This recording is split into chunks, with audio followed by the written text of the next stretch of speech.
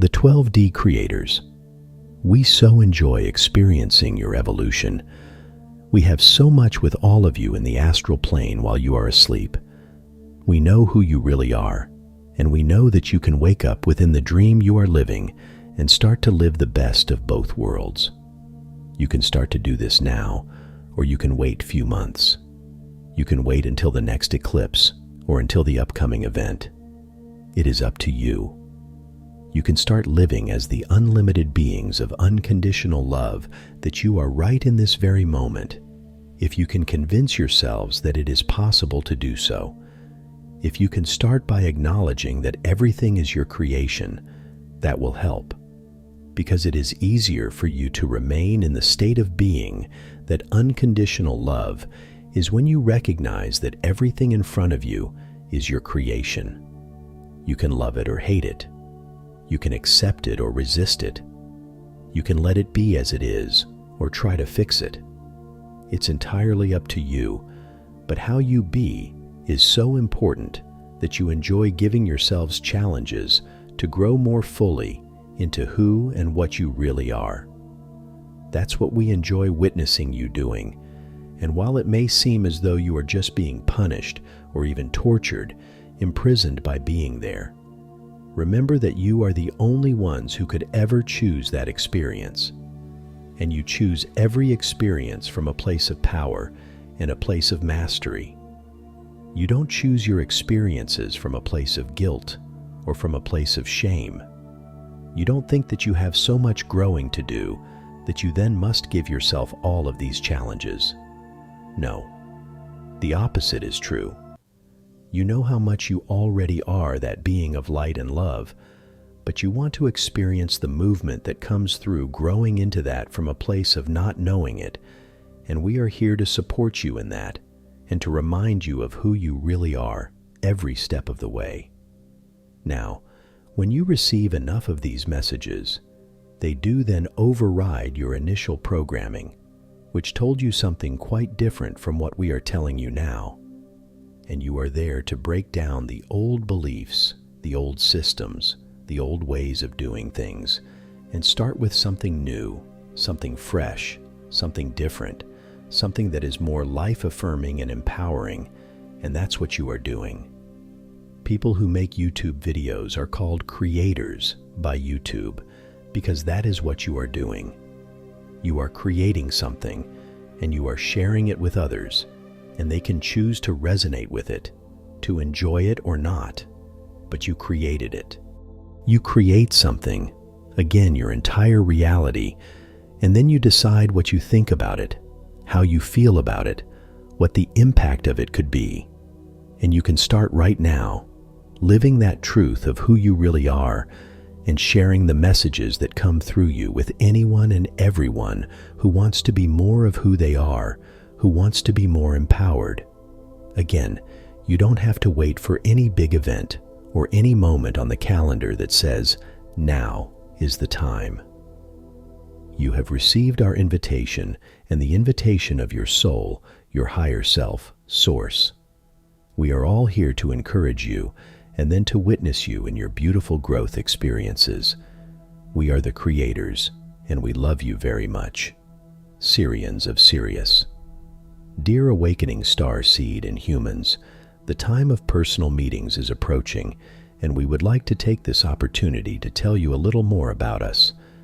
Just like people on Earth, there are many different Syrian races with very different appearances and cultural mentalities, attitudes, behavior patterns, and conventions. Today we are talking mainly about the inhabitants of Sirius B. It is true, we on Sirius B are mainly aquatic beings, and there are some emissaries who chose the bodies of dolphins and whales to incarnate on Terra at earlier times. The so-called mermaids and mermen also trace back to Syrian roots. But at a later time we have also co-evolved humanoid bodies. One of the most famous representatives of our species is the Egyptian Sun King Akhenaten with Nefertari and their children. Our home planet has large warm oceans. There is no cold water. The landmass hosts some vast sandy deserts. Lush flora is almost exclusively confined to near the sea. Nevertheless, inland there are a few extensive lake plates with equally rich plant growth. They are like green islands surrounded by sand. Overall, there is more life in the oceans than on the mainland. The ratio of land to water masses is about the same as on Gaia, about 80 to 20. There are 3 suns.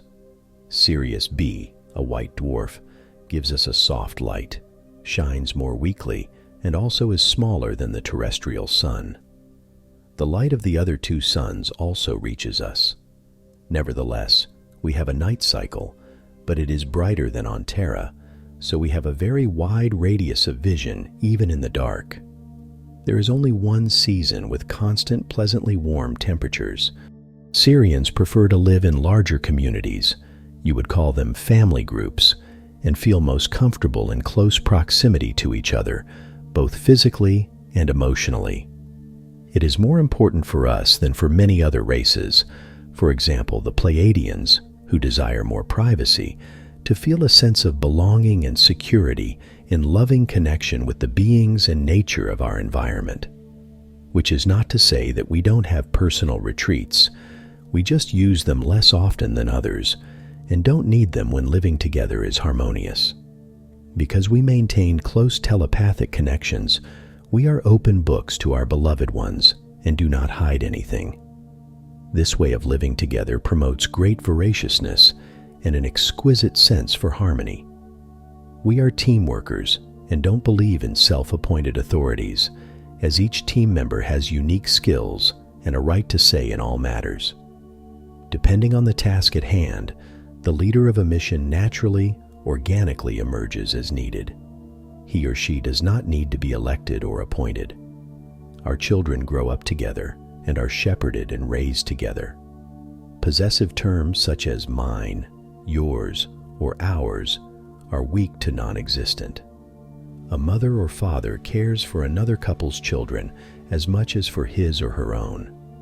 Every day, a different member of the community takes over the supervision and teaching function.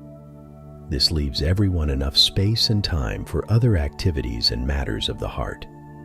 Additionally, all children enjoy a greater diversity of lessons and may experience many different teacher personalities. Syrians love round, organic shapes, see the Gaudi buildings in Barcelona, that blend harmoniously with their surroundings. Wood, natural stone, hard-grained grasses make our architectural hearts leap higher. On the other hand, we can't do anything with concrete, steel, corners, and sharp edges. We love rock and earth caves, tree houses, tiny houses, etc. Even our space fleet ships are organic in nature and have consciousness to some degree. The majority of our population is devoted to creative professions, whether artistic, sculpture, poetry, music, painting, or writing, research, or land and water management. We are always in search of the greater truth, beauty, and harmony of creation. Another part of our people is entirely in the service of spiritual research. All of us, out of a deep inner need, devote much time to spiritual development and growth, and to sharing our insights with others. We share gladly, willingly, and wholeheartedly. Militarily, however, we are not nearly as present as the Arcturians or Pleiadians. The Syrian fleet is small and usually limited to research trips and to defense of the homeworlds, if necessary. This has changed somewhat since joining the Galactic Federation, and especially since the increased fleet requirements for the liberation of Terra. Mostly, however, Syrians are liaison officers and members aboard other Federation ships, as we do not have many ships. Because of our sense of community, our partner connections are also freer and more easily structured than those of the people of Earth. There are couples who stay together for a lifetime. Just as common are patchwork families, or Syrians who form a fixed love relationship only temporarily or not at all. Nevertheless, everyone can certainly live together under common roofs. Much more important to us is the love that binds all life together. Children are born in the etheric body and form their tangible extremities outside the physical bodies of the parents. During this process of birth, which is a conscious act of will, and during which contact has previously been made with the soul that wants to enter physical life, the parents remain in the same room. Their shared aura provides the safe and protected space in which the body forms and the soul enters. This last step takes a few hours at most. Much more time is taken by the decision, preparation, and dialogue with the arriving soul. We preferably settle in or near the water because even if we live on land, we seek and need the daily immersion into the sea. The oceans of our homeland are high-frequency energy carriers whose waters not only cleanse us, but energize, vitalize, and renew cellular structures. The sea is a fountain of youth for all living beings, which is why we usually remain in one and the same body for several millennia, according to your time measurement. Sirians exist in different light body structures and different dimensions. However, none of us incarnates in a more solid density than the fifth dimension, on Sirius. Sekhmet, who was worshipped as a goddess in ancient Egypt of Earth, is a Sirian seventh dimension lion, being of about 5 meters height. The ancient statues preserved on Gaia depict her appearance quite accurately. She has recently returned to your planet with representatives of her family, protecting awakening souls from the grasp of shadow forces and instructing them how to develop their own inner strength. Likewise, the Egyptian goddess Isis has her roots on Sirius, while Osiris is from Canopus. Other Egyptian gods have their origins in other star races. Sobek, for example, is a descendant of the reptilians. We look forward to sharing more about Sirian star seeds among you next time. By mixing them with Terran DNA, amazing character traits have emerged. Feel free to ask questions about us to our sister and ambassador Shadar, Sholar Sheriam.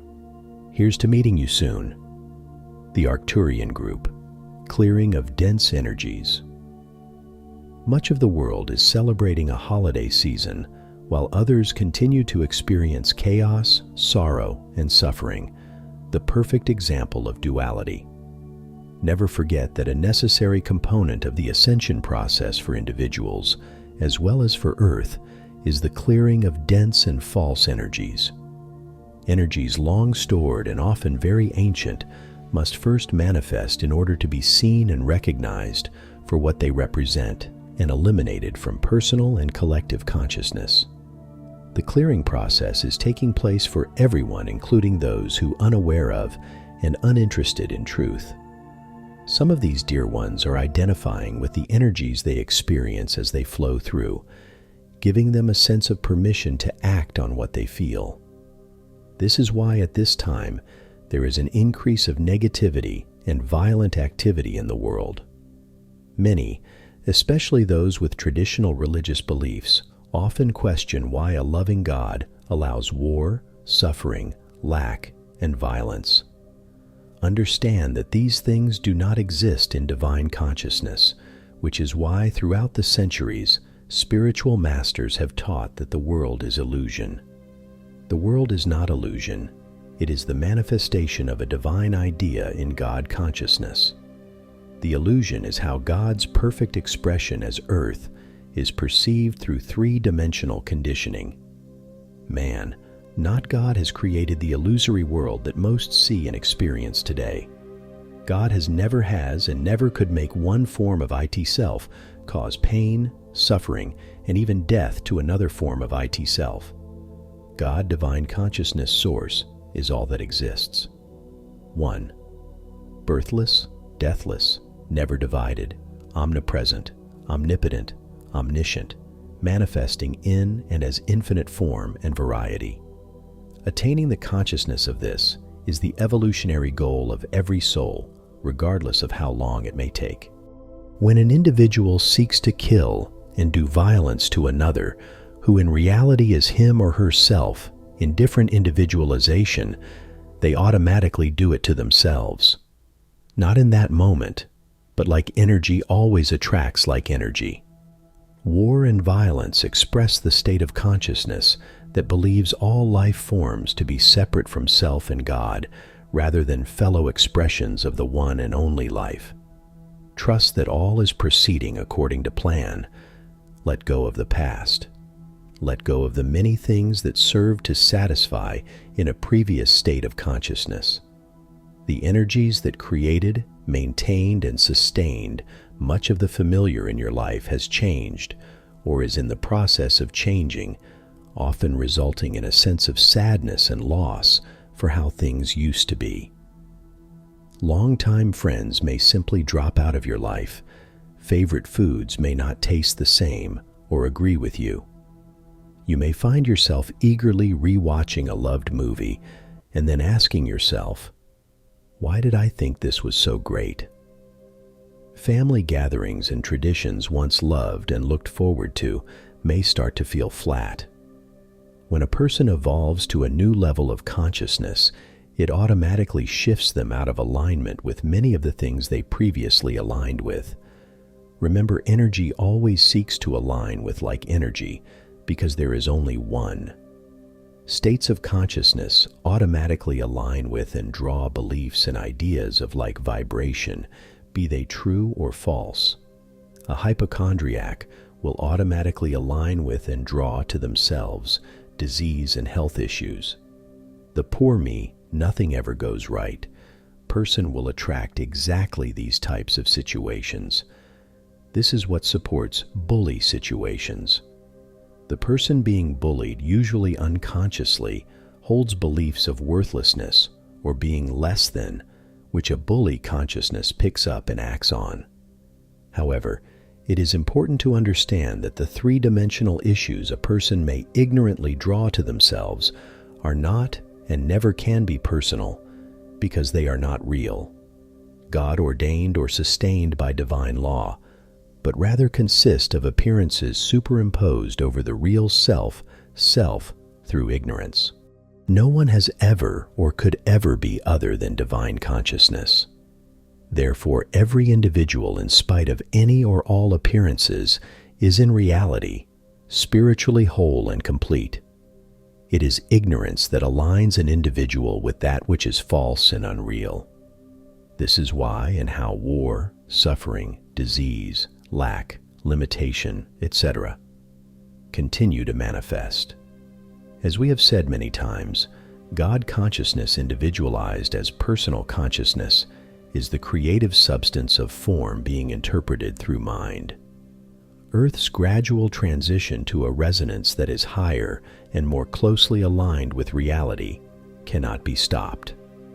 Peace treaties and material concepts for peace are temporary band-aids.